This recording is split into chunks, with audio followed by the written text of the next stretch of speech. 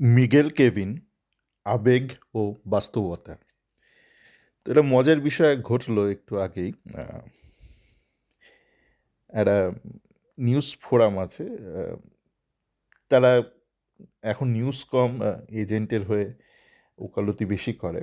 তো তারা একটা খবর প্রকাশ করেছে যে মিগেল আর কেভিনের এজেন্ট নাকি মোহনবাগান সুপার জায়েন্টের সাথে কথা বলতে শুরু করেছে। তো আমি সেই পোস্টটা শেয়ার করেছি, মানে জাস্ট শেয়ারই করেছি। তো আমার পরিচিত কলকাতা ইস্ট বেঙ্গল ফ্যানকে পাঠালাম। ও ভালোই চাকরি করে, একটু আবেগ বেশি, আবেগের উপর লাগামটা একটু কম। তো বলছে, দাদা তুমি এগুলো শেয়ার করো না, এগুলো করো না। মানে এমন ভাব যেন আমি ভাগ্যবিধাতা ইস্ট বেঙ্গল ক্লাবের। তো বলছে, কেন কী হলো? বলছে, না দাদা, ওই যে পোস্ট করেছে সেই এক প্রকার এজেন্ট, এবং সে মিগেল কেভিনের এজেন্টের খুব কাছের মানুষ, মনের মানুষ, তাদের হয়ে করছে। তাহলে তো তাই দাঁড়ালো, খবরটা তো তাই, যে ওদের এজেন্ট চাইছে ওদের বিক্রি করতে। এখন মোহনবাগানকে বিক্রি করতে চাইছে কিনা সেটা অন্য বিষয়, সেটুকু হয়তো একটু জল থাকতেই পারে।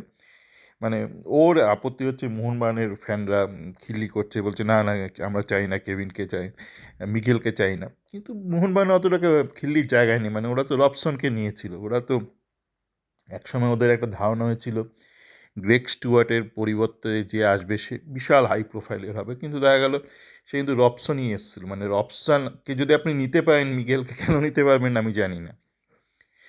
মানে এখন একটু জলসাগর হয়ে গেছে এখন মোহনবাগান সুপার জায়েন্টের ফ্যানরা।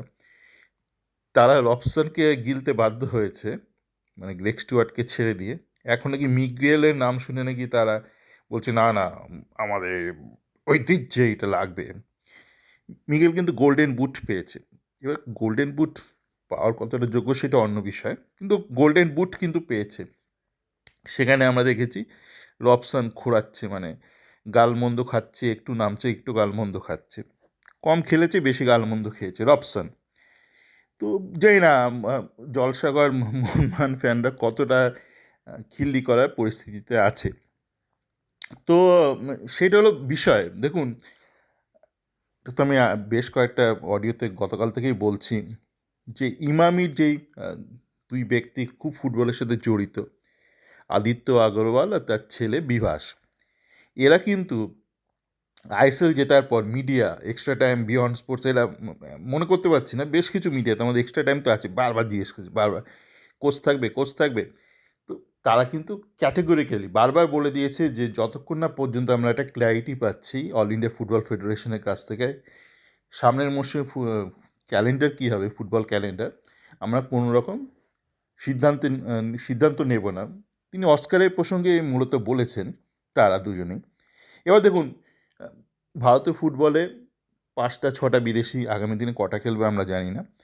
যাই হোক, এটা খুব মানে একটা কন্ট্রিবিউটিং ফ্যাক্টর, ক্রিটিক্যাল ফ্যাক্টর। তো সেই জন্য কোচের ওপরই একটা একটা ছাড় দেওয়া হয় যে আপনি ঠিক করবেন যে কোন কোন বিদেশি আপনার স্কোয়াডে থাকবে। তো কোচ যতক্ষণ না ফাইনালাইজ হচ্ছে, বা এই ক্ষেত্রে ইমামি ফাইনালাইজ করছে, বা যেই হোক ভবিষ্যতে ইনভেস্টার, ইমামির সাথে কোনো সহযোগী ইনভেস্টার হোক বা ইমামি নিচেরাই হোক, তো তারা যতক্ষণ না কোচ ফাইনালাইজ করছে, তো আমাদের ধরে নিতে হবে যে তারা কিন্তু বিদেশিও ফাইনালাইজ করবে না। বিদেশি ফাইনালাইজ করবে না মানে কাজদের, মানে যেসব বিদেশি ধরুন চুক্তি শেষ হয়ে যাচ্ছে, আমার মনে হয় আমাদের প্রত্যেকটা বিদেশিরই চুক্তি শেষ হয়ে যাচ্ছে, মানে কারোর সাথে দীর্ঘমেয়াদী চুক্তি নেই। তো সেক্ষেত্রে এইটা অনুমান করাই যায় যে কোনো বিদেশির সাথে এই মুহূর্তে ইস্টবেঙ্গল কিন্তু চুক্তিতে সই করবে না, কেননা এই কোচের সাথে চুক্তিতে সই করছে না। এবার এএফসির ম্যাচ বোধহয় অগাস্টে, তো সেক্ষেত্রে খুব তাড়াতাড়ি হয়তো কোচ ঠিক করবে অস্কারকে রাখা হবে নাকি তার পরিবর্তে অন্য কাউকে আনা হবে। যতক্ষণ না সেটা হচ্ছে, বিদেশি নিয়ে আমার মনে হয় না কেউ কোনো সিদ্ধান্ত নেবে। এবং আপনি যদি বলতে পারেন যে এরা চলে গেলে সর্বনাশ হয়ে যাবে, তাও ঠিক নয়। দেখুন, কেভিন যখন এসছিল, প্রথম প্রথম আমিও বলেছিলাম খুব লো প্রোফাইলটা সত্যিই লো। আর কেভিনের খেলার খুব ভিডিও ক্লিপিং দেখতে পাইনি, কিন্তু প্রোফাইলটা দেখেছিলাম লো। কিন্তু যেটা দেখা গেল যে মানে অনেক সময় যে ছিল তিরি, যে মোহনবাগান বা এটিকেতে খেলেছিল, এই তিরি, ও থার্ড ডিভিশন থেকে এসেছিল স্পেনের, কিন্তু তারপরও দাপিয়ে খেলেছিল। তো সবসময় ওই পেডিগ্রি দেখে বোঝা যায় না কেন। যেটা হয় অনেক সময় কোনো প্লেয়ারের একটা টেকনিক্যাল খামতি থাকে, যে খামতির দরুন সে হয়তো তার নিজের দেশে মানে খুব একটা করে উঠতে পারে না, খুব কিছু করে উঠতে পারে না, কিন্তু সেই খামতিটা আর ফ্যাক্টর থাকে না যখন সে আইএসএলের মতন একটা লোয়ার ডিভিশন, একটা লোয়ার লেভেলের লিগে আসে।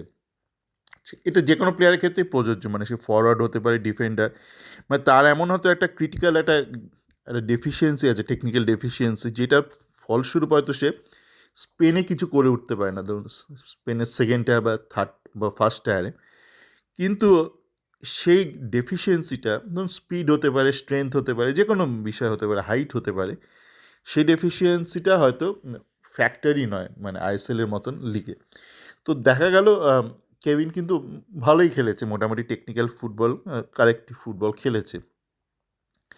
আর মিগেলের, দেখুন মিগেলের একটা সমস্যা তো ছিলই এবং সেটা এখনও আছে, বল রিলিজ নিয়ে, সেটা একটা বিশাল একটা সমস্যা। তো যে করেই হোক গোল্ডেন বলও পেয়েছে এইবারে আইএসএলে। তো দেখা যাক মানে মিগেল যদি মানে ধরুন এই যে অপারেশনসের কারণে, মানে যেই অনিশ্চয়তার কারণে যদি কোচ নির্ধারণ করতে বেশি সময় লাগে এবং তার ফলস্বরূপ যদি মিগেল ও কেভিন চলেও যায়, সেক্ষেত্রে যদি ঠিকঠাক কোচ চয়ন হয়, সে অস্কারই হোক বা আহ, তার পরিবর্তে যে যাকে নিক ইমামি বা ক্লাব ম্যানেজমেন্ট ঠিকঠাক মোটামুটি বাজেট পেলে কিন্তু ঠিকঠাক বিদেশি নিতে পারে। এটা সামার উইন্ডো মনে রাখতে হবে, উইন্টার উইন্ডোতে প্রবলেম হয়, সামার উইন্ডোতে অতটা প্রবলেম হওয়ার কথা নয়। তো দেখা যাক। আর দেখুন ওদের এজেন্টদের দোষ দিয়ে লাভ নেই, কেননা এই যে বললাম যে এটা তো তাদেরও একটা প্রফেশন, তাদের বাড়ি রয়েছে, ঘরদোর সংসার রয়েছে, মাস গেলে খরচ রয়েছে। তো তারা তো একটা নিশ্চয়তা খুঁজবে না যে আগামী দিনে, আগামী মরশুমে কোথায় খেলবে, কিভাবে আয় করবে, কীভাবে রোজগার করবে। তো সেদিক দিয়ে তাদের এজেন্ট ভুল কিছু করছে না, মানে ভুল হয়তো এইটা যে হয়তো মোহনবাগানের সাথে কথা বলেনি, হয়তো মোহনবাগানের নামটা ভাসিয়ে দিয়েছে বাজারে, সেটা হতে পারে। কিন্তু এটা তো ঘটনা যে তারা খোঁজাখুঁজি করছে, এইটা অস্বীকার করা যায় না, এবং এটা সহজে অনুমেয়, তারা খুঁজছে। মানে মিগেল বা কেভিন নিজে না চাইলেও কেভিনের বউ তো বলবে না, জানি ওর বউ না গার্লফ্রেন্ড কে আছে, যে বাড়ির লোক বলবে খোঁজো, পরের মরশুমে তুমি কোথায় খেলবে, কিছু তো একটা ফয়সলা করো যত তাড়াতাড়ি সম্ভব হবে। তো সেটা তারা করতেই পারে, তাদের এজেন্ট করতেই পারে।